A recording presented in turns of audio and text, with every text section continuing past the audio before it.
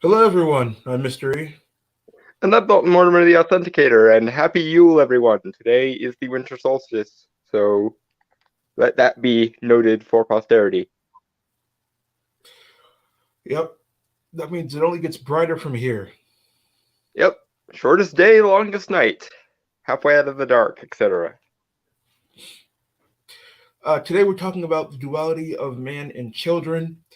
This is a very serious topic because there's a lot of talk going on about children recently, and a lot of things in the news you may have seen about about children and parents, being upset about what's necessarily going on in, you know, schools with things being taught to their children, and also just our society's apparent lack of care for children, in my opinion. Because, as I'm sure you're aware, in previous eras, children were very much going went out of people went out of their way to protect them.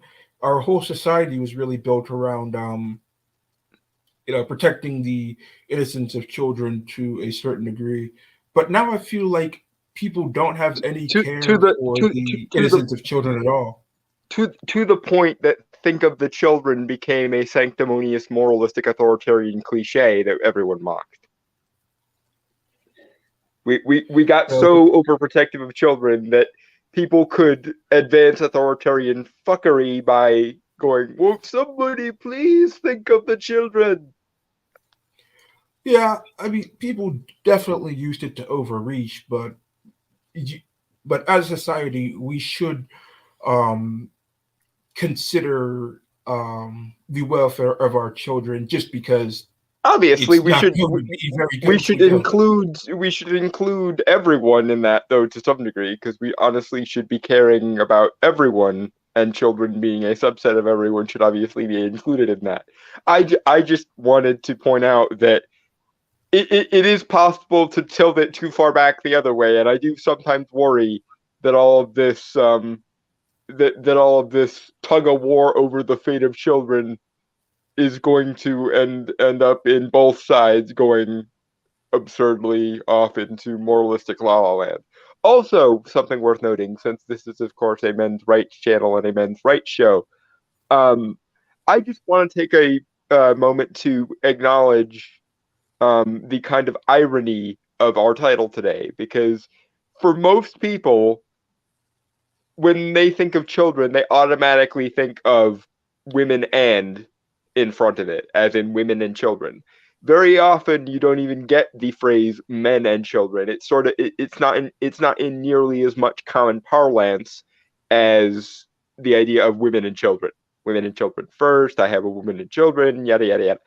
And it's funny because, in addition to talking about the many ways in which children are being currently fucked over, for it is the case, I also want to point out, because again, men's rights show, how this ties into custody battles and the idea that men should not have rights to their children because women are the natural caregivers, Yeah, though we which is we just did touch a fucked. bit on that during the duality of man and divorce. We did, But but it's you're always worth absolutely right. bringing it up again.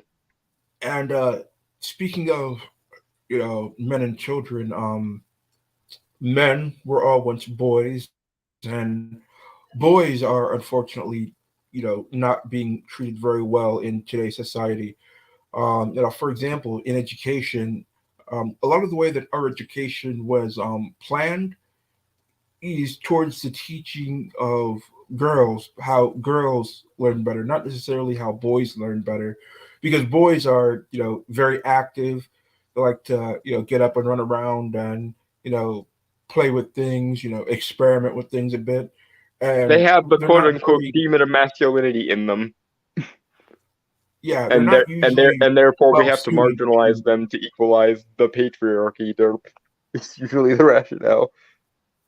Yeah, boys are not usually well suited to just sitting down in a classroom and parroting things from a textbook. They actually like to experience things and learn, figure things out by working with them, and Yeah.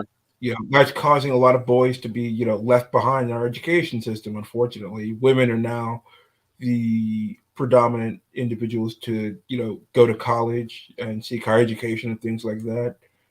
Women learn better with abstraction, men learn better with tangibility. And the more time goes by, the more untangible the education system is becoming. Well, I have to consider that with the way that higher education is going, perhaps this is a good thing. I mean, in theory, I suppose, because that will ultimately end up destroying the authority of the academia, and I don't hold with appeals to authority at all. But there is a problem because while the critical theory and the gender studies and so on are making the institution of academia crash and burn, all of our other higher reasoning is going down the toilet along with it, and we might need some of that at some point in the not too distant future. Next Sunday AD.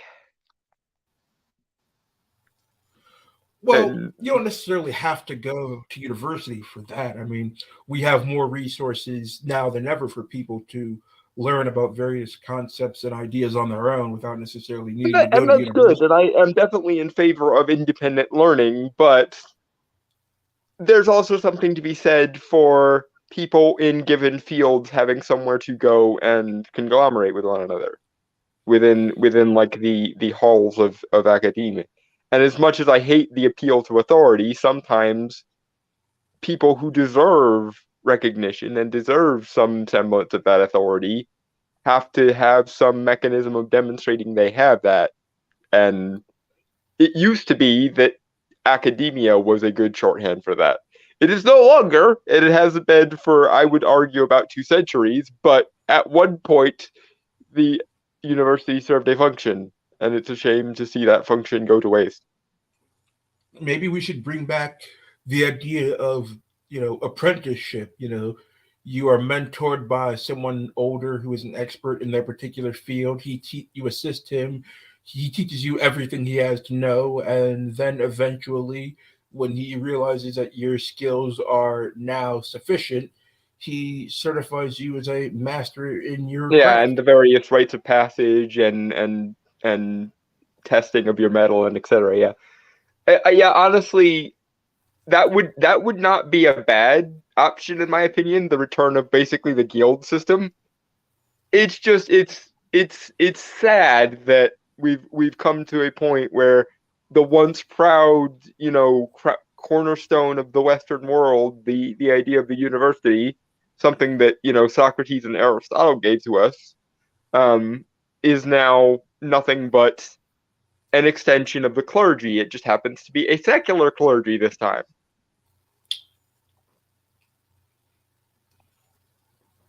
I mean,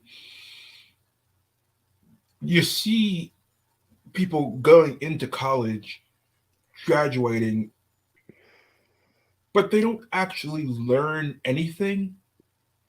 I They don't mean, even learn they don't even learn how to learn or learn about themselves, which honestly, as much as I can empathize with the idea of universities are supposed to teach you a job or a trade or something, as much as I can empathize with that idea, I've always been of the opinion that the purpose of higher education is to learn about yourself and to learn how to be an independent entity, not to be a, career slave or wage slave. So, I always thought it was me to learn about the world.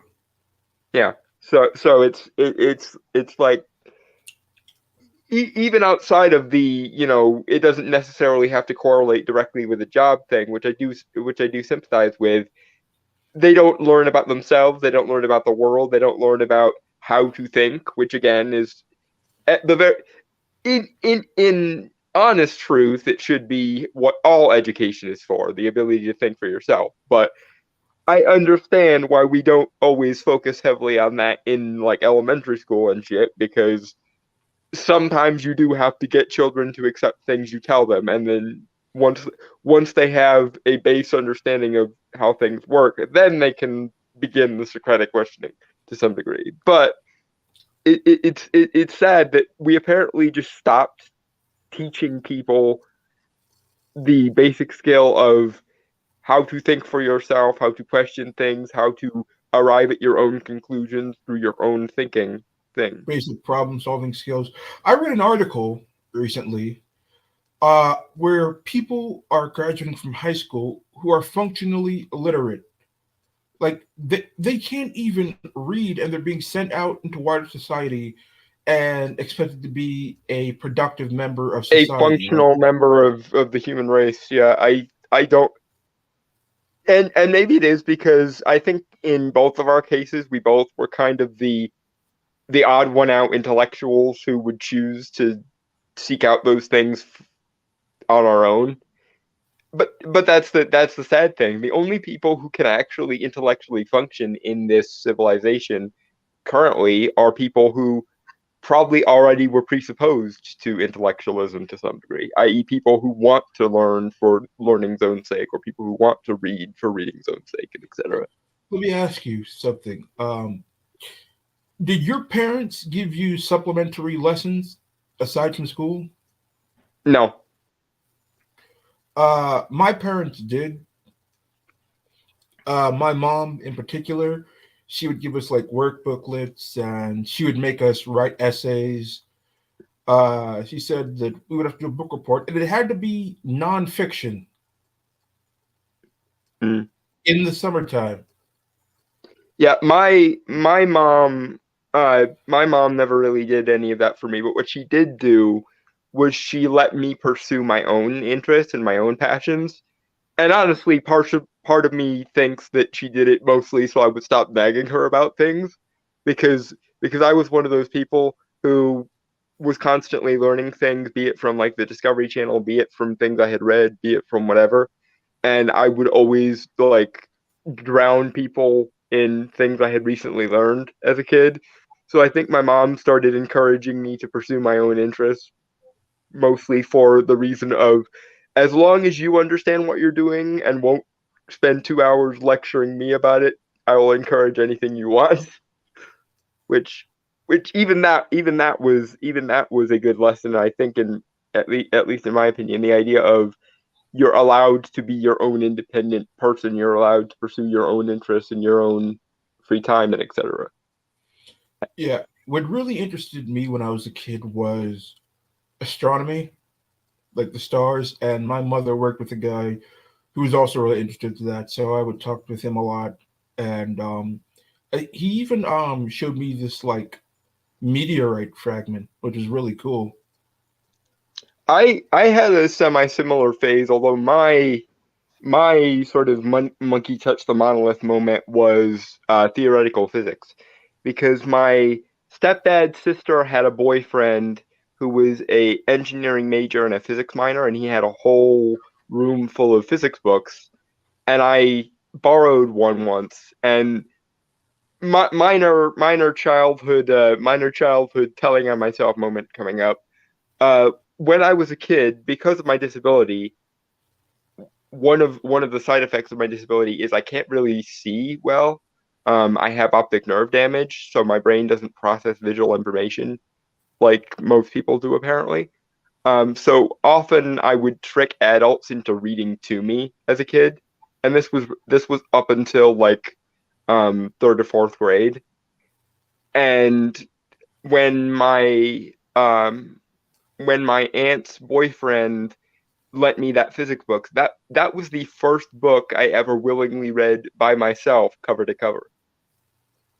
Which is probably a lot more grandiose sounding than it seems, although it was Stephen Hawking's universe in a nutshell. So I will take at least a little bit of pride in that. I remember the first book I ever read to myself. Um, it was fiction, but it was more highbrow serious fiction. It was The Hound of the Baskervilles. Ah, Holmes. You gotta love Holmes. And it's funny to me, and this is a complete and utter sidebar, but it's funny to me that Sir Arthur Conan Doyle was able to write Holmes as this like arch logician, despite the fact that he was often very interested in less scientific things. Like he was a member of the Golden Dawn for a little while. He believed in fairies quite famously, and etc. So it's kind of funny to me that the guy who gave us Sherlock Holmes spent his weekends powering around with Aleister Crowley, Samuel Mathers and company, and regularly believing in like fairies and spiritualism and shit. Mm, a funny contradiction. But let's get back to children in modern society. Like our Mm-hmm. education system has absolutely failed them on basically every single level.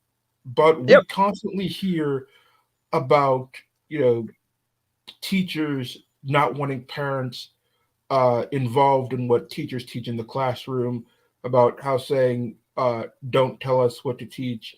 Well, maybe somebody doesn't need to tell you what to teach because you're obviously failing at your job. Yeah, we when the battle cry of of teachers is not we will teach them to think for themselves, but instead we will convert your children. Something has clearly gone wrong here, and by something I mean quite a lot of things have gone wrong here. Yeah, the teachers union in America is basically like the mob. They have a lot of political influence, and they're using that to assert their authority and basically protect teachers, even if the teachers are being terrible at their jobs. So it's very hard to reform this system while the teachers are all banded together to protect their own interests rather than doing what's best for the students. And it's funny. It's funny to me because these teachers are the very same people who viscerally hate the phenomena of about 30 years ago known as the Satanic Panic. And all the more power to them as far as I'm concerned. It's good to hate the Satanic Panic, for it was terrible. But what I find hilarious is that they're essentially kind of doing the same thing. For those that don't know, one of the elements of the Satanic Panic, one of the most insidious elements of the Satanic Panic, was fundamentalist Christian teachers using newly developed ideas of psychology, which was repressed memory um, rediscovery or mental regression, to insist that that certain children had been abducted by a satanic cabal of some description, and these children would actually have memories of this. But the problem is, we now know more about the way memory works than we did back then, when this idea of repressed memory resurfacing was new, which is that number one, memory doesn't have perfect recall, except in very specific circumstances. And number two, it's possible to implant false memories. And I bring this up because when you compare what the fundamentalist Christian teachers did back in the 80s and 90s to what um, modern day teachers are doing in relation to the phenomena of quote unquote trans kids, it's the literal exact same. You take someone with pre-existing psychological issues, you ideologically indoctrinate them, you implant feelings of false identities or um, identity dysphoria in them, and then you run with that identity dysphoria to whatever ideological supposition you've predisposed. In the case of the Satanic Panic, it was, the child abuse by Satanic cabal, and in the case of the modern day social justice panic, it's, oh, you have identity dysphoria because you have autism or other neuroatypicality.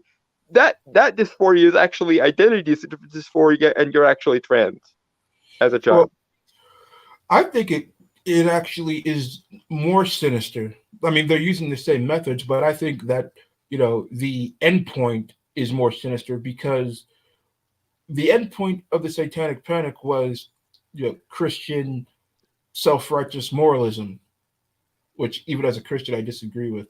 But with this is pushing people to take puberty blockers, which radically alters your physiology and prevents the normal progression of the human body, and also, um, surgery, which could create permanent damage and life altering, um, medical surgeries to the point where there's no undoing it.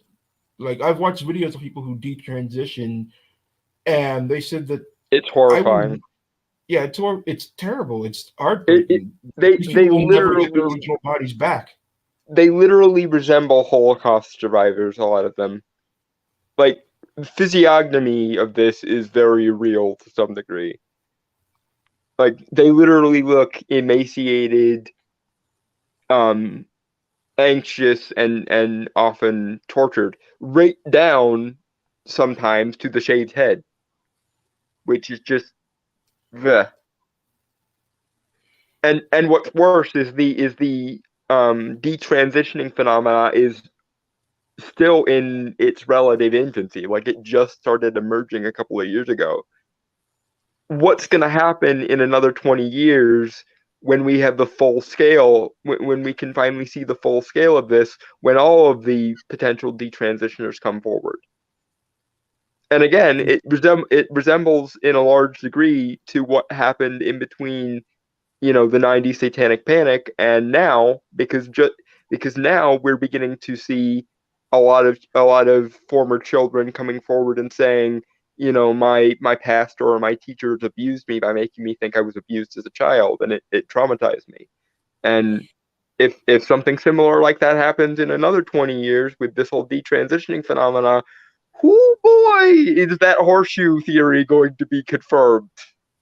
Yeah, and not only that, but you mentioned identity disorder, but in gender dysphoria. But the thing is that a lot of cases of gender dysphoria, people eventually grow out of it without needing to transition. Like I think read somewhere that it was That's most basically what cases. puberty is for, like on a hormonal physiological level. Puberty is largely for gender affirmation.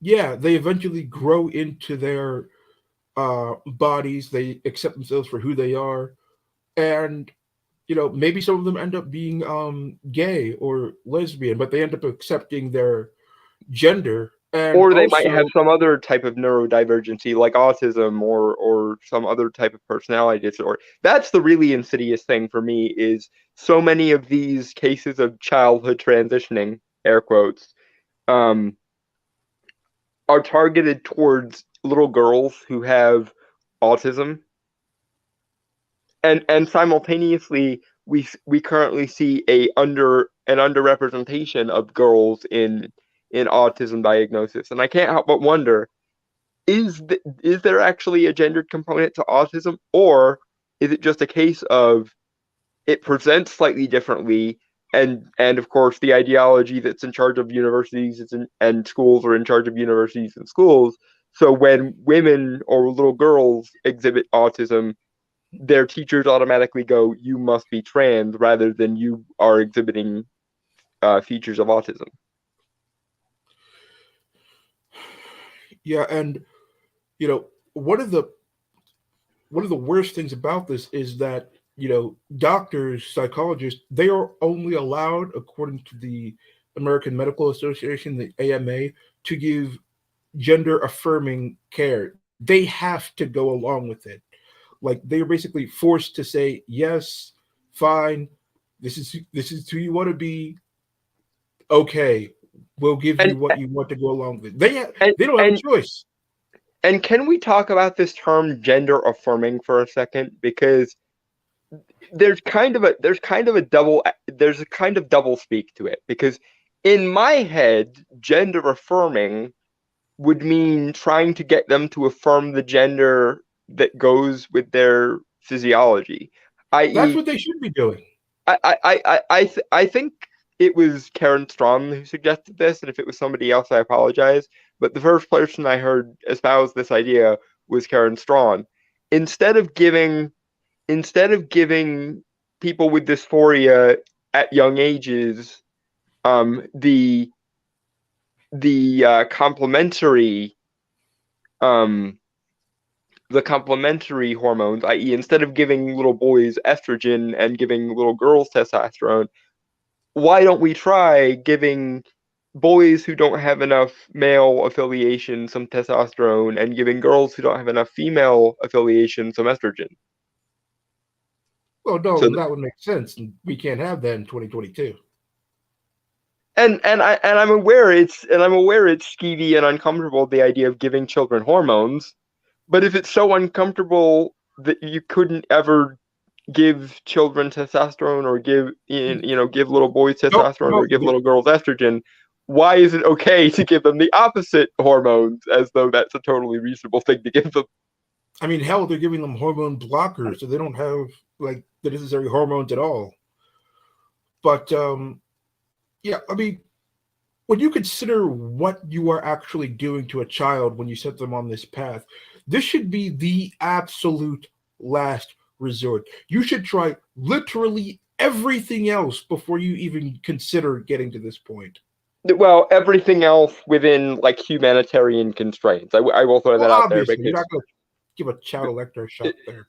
or I just wanted to throw that out there because I have seen the more radical trad cons going, this is why conversion therapy was a good thing, derp, and I'm like, no, just because the current answer is wrong doesn't mean the previous wrong answer gets any more correct. But one thing that I find just odd is that people push so hard for this kind of thing. They push hard for this. They push hard for the drag queen shows to children, and that's another thing that I'm weirded out by. Like, who the hell even came up with this shit? Like, Well, who woke up one morning and thought this was a thing that needed to happen? ideologues, social justice ideologues. Although once again, I will be as even-handed as I can and point out that even before all this rigmarole started happening, there were parents who signed their children up for like beauty pageants and shit, and there was like the Honey Boo Boo esque phenomena. And Yeah, that was as just long as we're weird. calling out disturbing things you probably shouldn't do to children, that should probably also get the wood chipper at the end of the day, as far as I'm Yeah, concerned. this is wrong. That is also wrong. Because consistency, motherfuckers, do you speak it, is all I'm saying. I'd love to live in a Yeah, world where nobody got to play victim over children as though they were their own personal dress up dolls. But, yeah, I see you, that you know, argument being made on social media all the time when people call out the drag queen stuff, and the answer usually is, "Yeah, that's fucked up as well." yeah, But let's stop we're both talking of about them, this please. right Yeah, let's stop both of them, please, and we can move on. It's like people who automatically assume that if you oppose social justice, you must be a tradcon, and I'm sitting here like, yeah, no, I'd like to see both of them stop. If I'm entirely honest, I want like I instead of trading one kind of moralistic fucked up authoritarianism for another, I really would just rather we didn't use any moralistic authoritarianism if it's all the same to everyone. now. And the thing is, like, people defend this to like an insane degree. Like when parents are upset about, teachers, bringing in like drag queens or talking to their children in inappropriate ways about sex, and the parents, come to the school board meetings and get upset. The teachers defend their actions as if it's in any way defensible.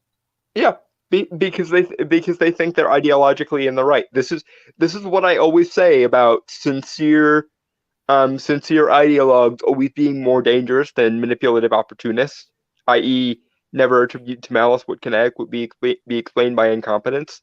Because people who do things because they think they're in the moral right for doing them are far more difficult to reason with than people who are just in it for the money and the power. Because the people who are in it with the money for the money and the power can glom onto other sources of money and power. You can bribe a manipulative opportunist. There's no way you can bribe a true believer because they truly believe what they're doing is the moral right thing to do. Well, here's the thing. Initially, they always try to hide it. And then it's when they found out that they defend it. So the thing is, if you didn't think you were doing anything wrong, why would you try to hide it in the first place? Okay, I can explain that. It's because the one virtue that social justice has as an ideology is they understand optics. They're not hiding it because they think it's something wrong to do. They're hiding it because they know in their words, out of context, it looks like something wrong to do. I.e., we know we're doing something that's the right thing to do, but we know it's going to look bad, so let's try to ease people into it. That's If the you think that that's you were the doing something, intellectually honest version of their rationale. if you think that you were doing something right and it might look bad, you would at the very least try to explain it, try to bring people over to you, to your side, and get them to see things from your point of view. But they don't do that. They just try it, they hide it, and then only defend it when they get caught. They don't even try to get the parents on their side to view things the way they do.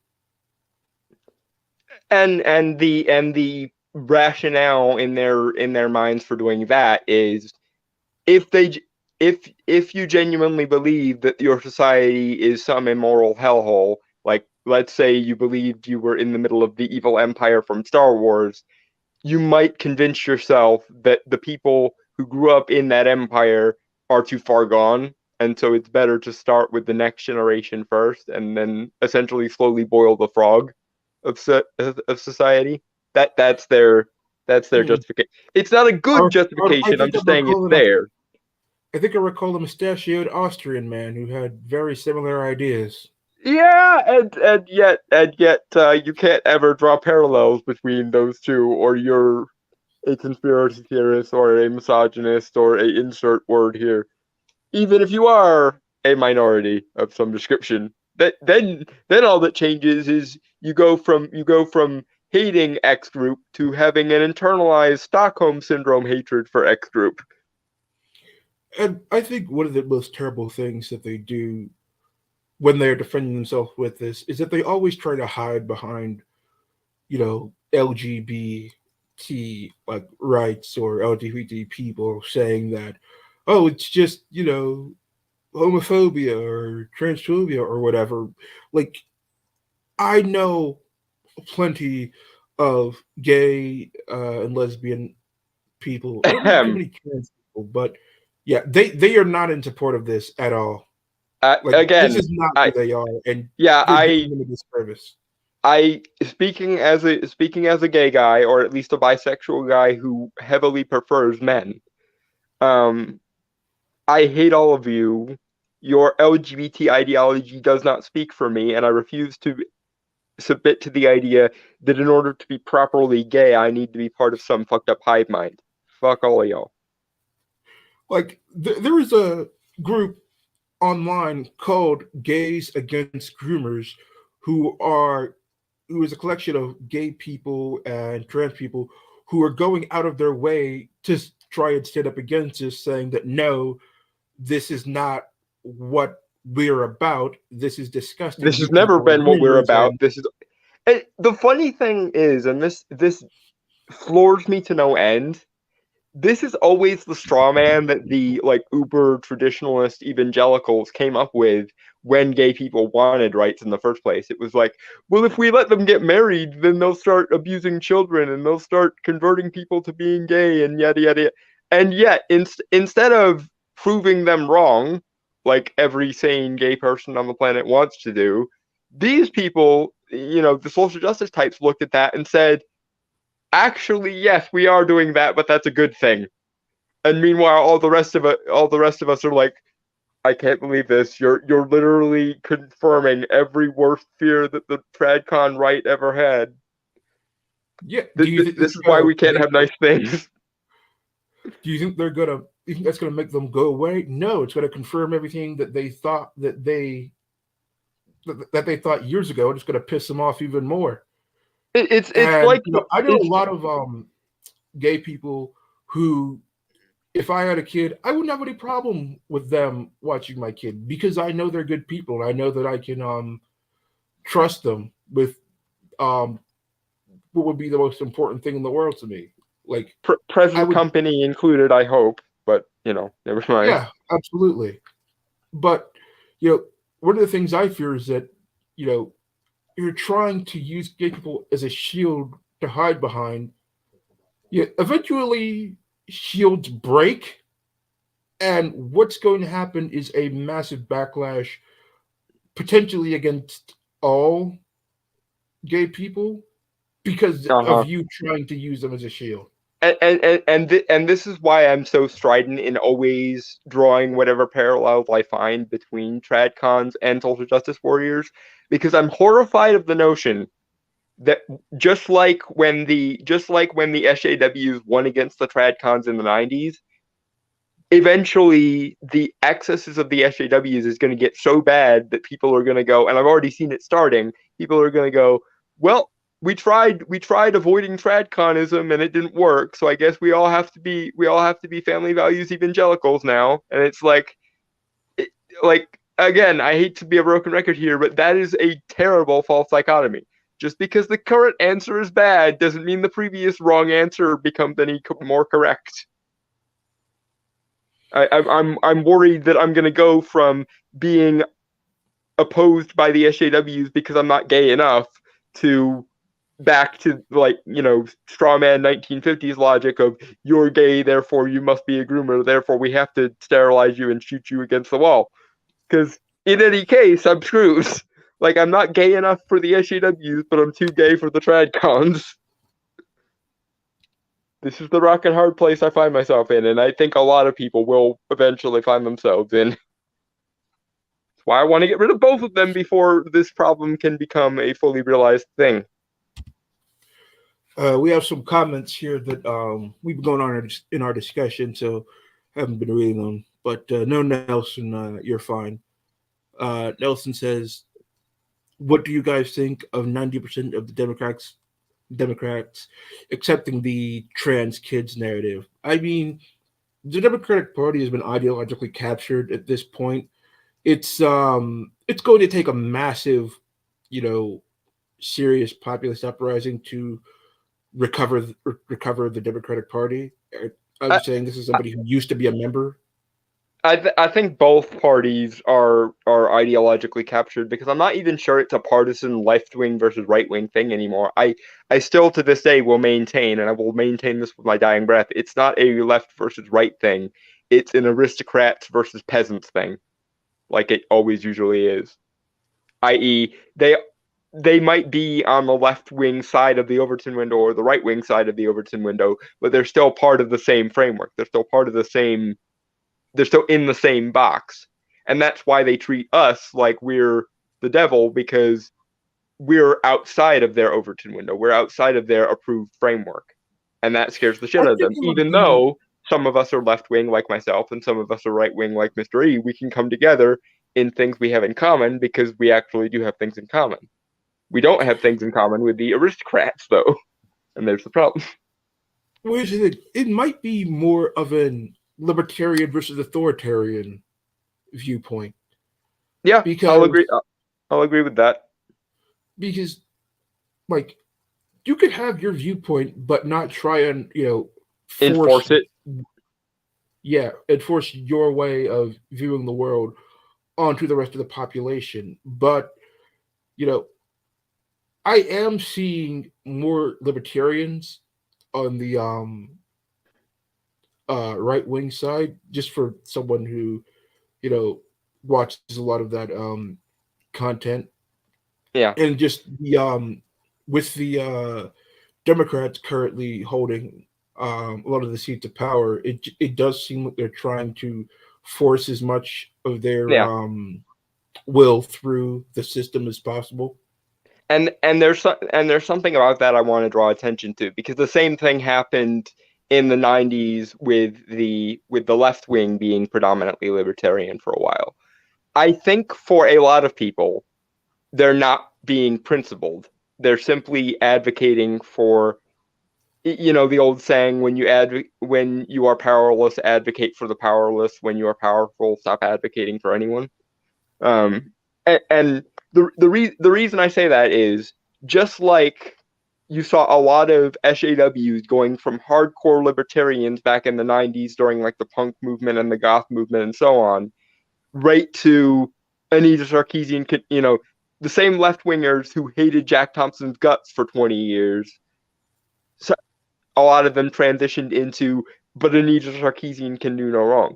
That doesn't mean there are no principled people like us who will advocate for the same principle regardless, because, hi, I hate Jack Thompson and I also hate Anita Sarkeesian.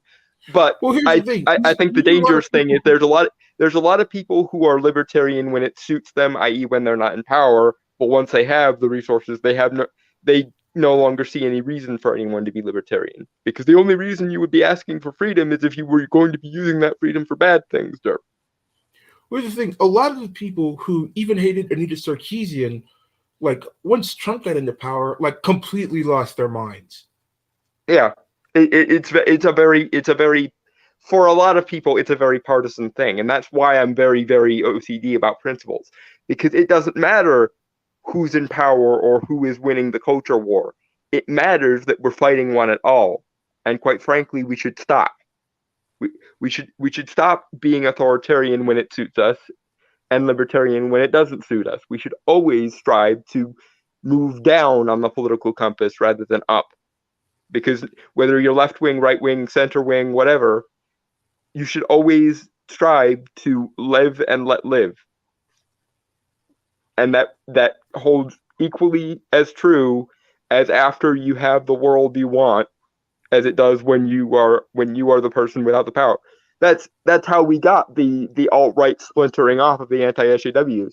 Remember remember in like 2014, Richard Spencer sold himself as an ordinary anti SJW, and the second the anti SJWs looked like they were winning, he was going, "Actually, identity politics is good as long as it's white identity politics." Derp.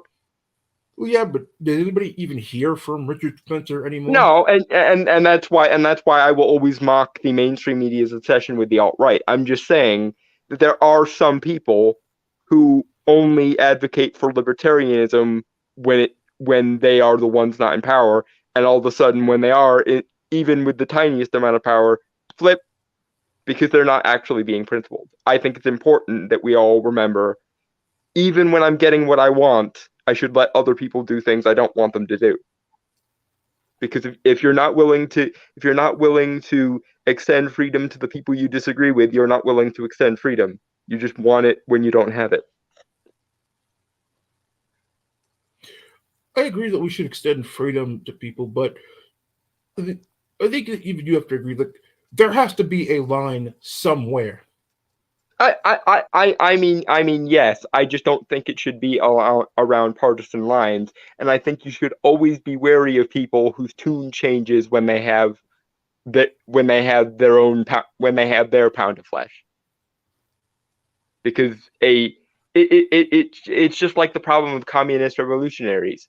Everyone's a revolutionary until they win the revolution, and then all of a sudden that dictator's chair looks really really appealing, doesn't it? And those are the people you should be the most aware of. The people you should ally with are the people who will principally stick to the idea of freedom for all, even when they're winning and even when they're losing, i.e., someone who can look at Jack Thompson and say he's fucked, and also look at Anise Sarkeesian and say he's fucked, or and say she's fucked. Speaking of the line, I think that teachers and the groomers have really put their foot over it now that parents have found out what they're doing with their children, because like these are people's kids. Like you are now dealing with a force that is something to fight for that they consider to be greater than themselves. Yeah, again, I really would have liked a world where Think of the Children stopped being effective, but all you did was give people a reason for it to be effective again. Well, And I think it is. Well, I think it is a valid concern when it is actually the children that we're talking about. yeah, but I'm just saying there were two ways we could have moved on from the trad cons of yesteryear. One was actually living in a more libertarian world, full stop, where everyone was okay with most everything, and people were people were free to be irreverent when they wanted to. Or the left wing can lose their principles now that they have the power, and then give the right wing a new reason to scream, "Think of the children," and that's the world in which we currently find ourselves. We It could we used could to. we could have finally ended this cycle, but instead we're just in another uh, twist of it. Well, it used to be that people would say, "I just want to live my life the way I want to live it and be left alone." And then eventually people got to the point where they said, "Okay, fine. As long as I don't have to deal with it, you can do whatever you want to do. Just keep it away from me." But now people started inserting themselves into like other people's children Now and my different family. lifestyle makes me superior to you, therefore your way of living is inferior, and therefore we have to eradicate your way of living because otherwise we're living in an inferior world. Because right side of history, they're It went from we just want to be left alone to now we're actively going to bother you. yeah. Again, it's the danger of the people who are circumstantially principled, the people who will advocate libertarianism right up until the point where someone elects them emperor, and then all of a sudden, whoops! I guess libertarianism is bad because the only reason you want to be libertarian is because you want to do bad things. Well, it's basically the nature of any mass movement. The normal people who only wanted to accomplish the stated goal, once that goal is accomplished, they then move on with their lives like sane, rational people. But there are people who have made the movement the entirety of their lives, and without that movement, they would have nothing. So they have to find some way to make sure that that movement is always constantly existing, which is why you always have people going on about like say gay rights or trans rights, and really all they're arguing for is privileges rather than rights. Yeah. And meanwhile, the actual civil rights conversation, the men's rights conversation, is haram because we say so. But that's the other aspect of this is the phenomena of special pleading, i.e., if I change the term that I use for the thing I want, it automatically makes it a different thing. I.e., I'm not advocating for an authoritarian structure. I'm advocating for freedom asterisk, however I define freedom, which means not freedom as you would define it. It's like we don't want a Abrahamic theocracy. We just want family values, or we don't want a minoritarian society. We just want social justice. Beware the euphemism, folks. Beware the special pleading. Just because you call something something different doesn't change the way it functions, and that's something you have to keep in mind at all times. And the thing is, people are going so far into this that they won't even admit when they've done something that is actually wrong. Do you remember the Loudoun County case where the school covered up, I believe it was a sexual assault by a trans student on a girl in the girls' bathroom, and then they secretly transferred that person to another school where they sexually assaulted somebody again, Oh and God. eventually they found out what the school was doing, and the parents were obviously infuriated that the school covered this up. I mean, this is literally a freaking crime here. Yeah, and I'm of two minds on it because on the one hand, I really wish that people would get it through their heads that little boys aren't any more impure than little girls. But when shit like this happens, it's very hard to make the "why don't we just have unisex bathrooms" argument, because that to me would be a win state where we realize we don't need separate bathrooms because people are just generally not interested in screwing with each other. But instead, what we need to have a conversation about is once again think of the fucking women. I don't want to sound miserable about that, but it infuriates me that if for example a trans boy, i.e., a little girl who was dressing like a boy, um, had done that to a male student, people would have cared a lot less than they do when it's a trans girl doing it to a female student. I think the reason why people don't care as much, they should, but I think the reason is the power differential. Like, even if a girl takes hormones to transitions to being, a trans man, like, our normal man is still going to have vastly superior strength. I mean, yes, but especially when they're prepubescent and especially when they're in the same age group, they're really like again, puberty is what mostly makes the physiological difference between girls and boys. So Yes, especially when it's prepubescent boys and prepubescent girls, I find that power differential excuse to be even more annoying than I do in other circumstances. but let me ask you something. Like, in the next couple of years, do you think that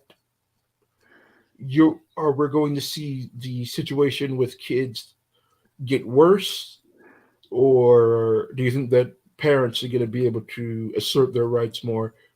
Oh, I think it's only starting. I think you're not gonna.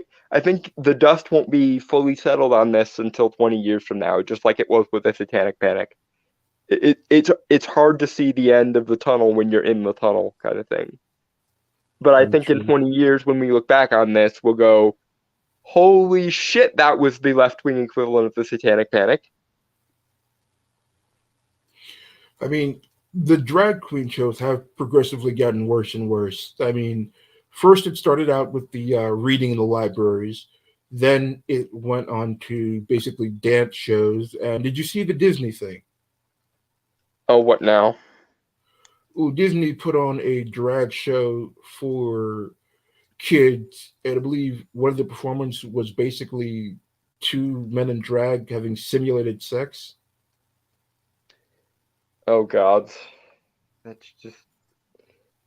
I really wish, like again, I want to say this as what I hope is a reasonable gay man, and speaking on the behalf of all the other reasonable gay men, and also lesbians, and also trans people, and etc. I disavow this. I disavow this wholly. The ideology is not the people. Please do your best, folks, to keep this in mind. The ideology is not the people. Not every gay person is a LGBT activist, just like not every black person is a hive mind supporter of BLM. I want everyone to do their best to keep that in mind because I really don't want to live in a world where I have to get sterilized or go to conversion therapy just because some SJWs that I don't even philosophically agree with have tarnished the idea of gayness so badly and confirmed all the worst fears of the tradcons. And the thing is, it is ridiculous because, like, the account Gays Against Groomers, like, they really hate them because they're destroying their LGBTQ shield narrative to the point where Twitter actually banned them for homophobia. Well, I mean, we've both been on the receiving end of that kind of thinking before. Remember all those times where you weren't black because you weren't ideologically black? Oh god, those were fun. But And it's I've gotten the same thing. You're not ideologically. I remember that person I told you about that I'm friends with on Facebook just because sometimes I find it fun to argue with him. yeah. He posted a thing that was something to the effect of, "If you can't understand why your gay friend is scared right now, then I don't know what to tell you." And I, of course, being me, responded, "Well, what if you're a gay person and you're not scared right now?" And his response was, "I guess you have an oppress me harder daddy kink," as though the idea of oppression was so inarguable and sacrosanct that he wouldn't even entertain the notion that the oppression he was afraid of wasn't real.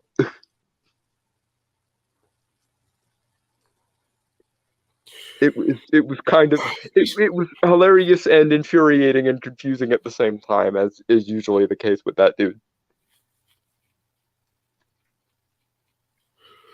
Either Like, you agree with me or you hate yourself, derp. I fucking hell.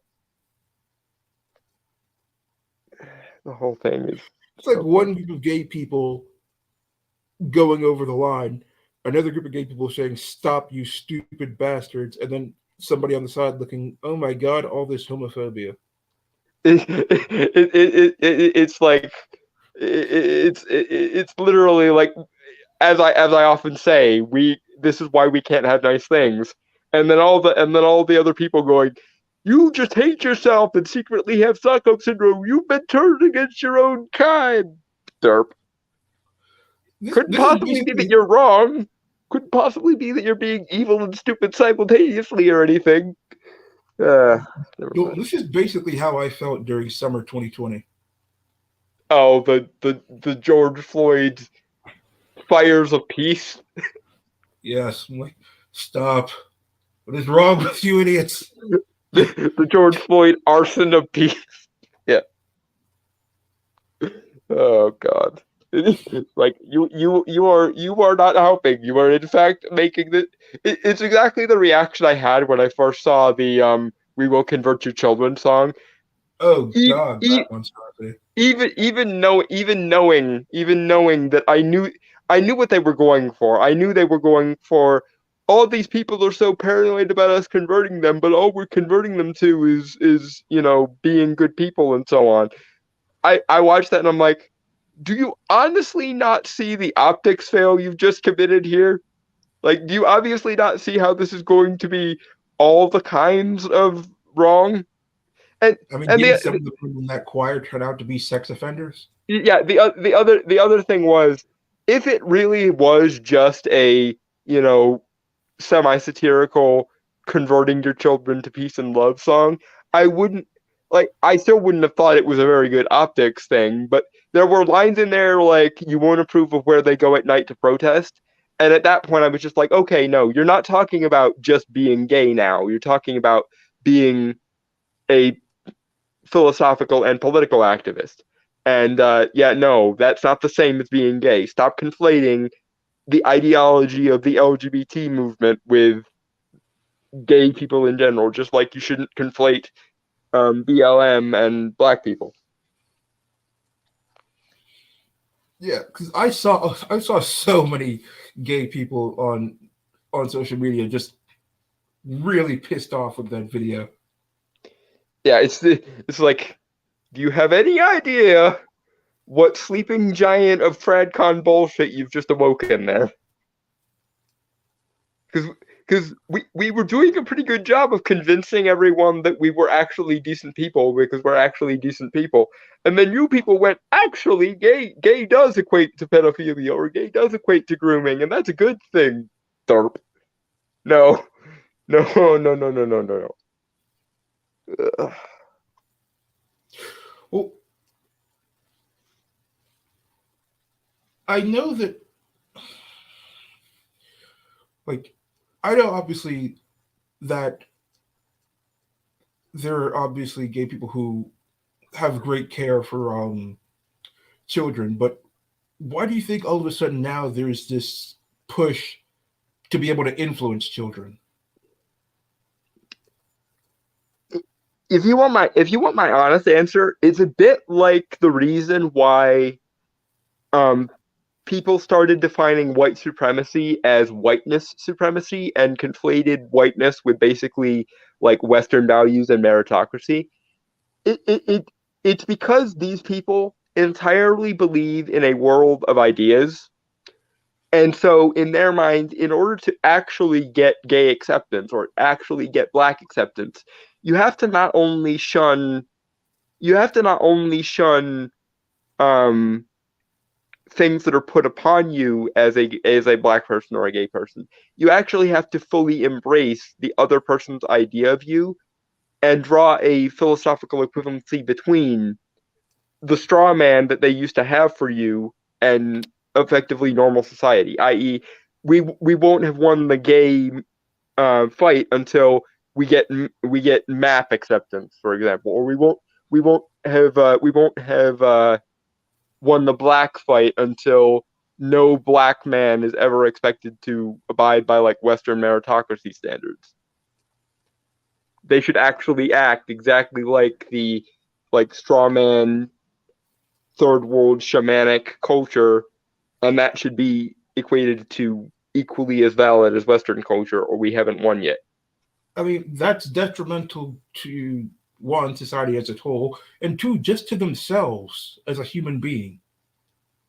Yeah, they don't care. They don't care about physical reality. They only care about ideas. They say I would claim that they were like Platonic or Neoplatonic, but the thing is, Plato and Socrates tied their conception of like the world of ideas to logic. They are the current crop of SJWs are not tying their conception of ideas to logic. They're tying their ideas of logic and conception to emotion rather than logic.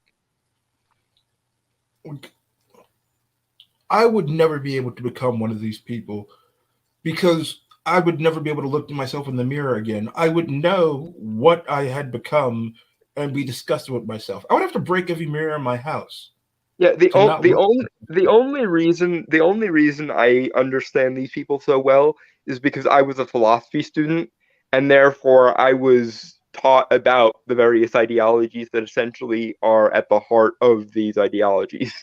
That's the only way I can pretzelize my brain into figuring them out half the time is because I know they got what they got from Michel Foucault or Hegel or Derrida or Dada or Marcel Duchamp and so on. Like that's the only reason I can go because it's like, okay, I know where your ideas are rooted, therefore I can kind of extrapolate where you're coming from. It's still the single stupidest and evil, most evil thing I've ever dealt with, and I still blame Hegel for everything that's gone wrong philosophically in the last 200 years. But I can at least understand. I can at least aim my I can at least aim my dart at the center of the target, more or less. So you mentioned before that you didn't see this really coming to a head for like another 20 years. When it does eventually come to a head, uh, what do you think will happen? Like, do you foresee like lawsuits? Because again, this isn't just people being, ideological. This is backed up by the United States medical establishment. So do you? I personally foresee that a lot of doctors who were pushing this affirmative care are going to get sued out the ass when this I, eventually. I, I think I think it's going to be a lot of that and a lot of what happened in relation to the Satanic Panic when the children who were ideologically converted to transness and the phenomena of detransitioning comes to a head. It's going to be a lot like all the people who were implanted with false memories during the Satanic Panic. Um, and it's it's really going to be tragic and funny at the same time because people like us are going to say, "We told you this was equivalent the whole time. Why didn't you listen to us?" And all the people who unknowingly committed a genocide, basically, are going to go, "But I thought we could do no wrong because we were on the right team." And then you and I and everyone else are going to go, "It doesn't matter what team you're on. It matters what you do and how you think, you morons." I actually heard about a story today of a Democrat senator from Kentucky who's had a trans child, female to male, who unfortunately took their own lives. And the mother was obviously very upset. I mean, she lost her child. But she said that the reason that this happened was because of the lack of trans acceptance. Well, I personally believe that they woke up one day, saw what they had done to themselves, and couldn't live with it. Because you see a lot of stories about detransitioners who realize that they can never go back to who they were before they did all this and can't live with it. Yeah, and that's another one of the reasons why, despite the dystopian bullshit that's currently being tied into it, I'm kind of in favor of things like artificial wombs because if for no other reason, and there are some other reasons why I think it might be a positive thing, and I'm putting this here because it's a transition point into what we're probably going to talk about next week. Um, Apart from all the other possible positive aspects to it, it might give all the women who were sterilized by transitioning a chance to still procreate and undo at least some of the otherwise irreversible consequences of this. And I can't look at that and say it's a fully bad thing because again, these people ultimately end up looking and psychologically, coping in a very similar way to victims of um, child trafficking do, or in a very similar way to the way Holocaust survivors do. And I couldn't say to a Jewish person who was sterilized by the Nazis, we have this technology to give you the possibility of having children, but you can't use it. So dystopian desires for how this technology might be used aside, it might ultimately end up being like Operation Paperclip was with the Nazi scientists helping out with the moon landing. The reasons they want to use it are bad, but the technology itself might come to be used for more positive things. It's true. I mean, I have some, moral and ethical concerns with the idea of artificial wombs, but that's for another live stream. Yeah, literally next week if we can swing it. Yeah, but we've been going on for an hour, and I got to get ready to prepare my apartment for incoming relatives. God help me. So I've been And Mystery. I've been Dalton Mortimer, the Authenticator, and since the next time you see us, it will be much closer to New Year's than it will be Christmas. I want to wish everyone a happy Christmas, a joyous Yule, a glorious Saturnalia, and etc., etc. Insert the appropriate winter festival here, basically. Yep. But I hope you have a good Happy one, holidays, and we guys. will see you all in 2023 probably. Or actually, no, the next Wednesday would be the 28th. So no, not technically. Yeah. Bye, everybody. Cheers, guys, and Merry Christmas. Happy holidays.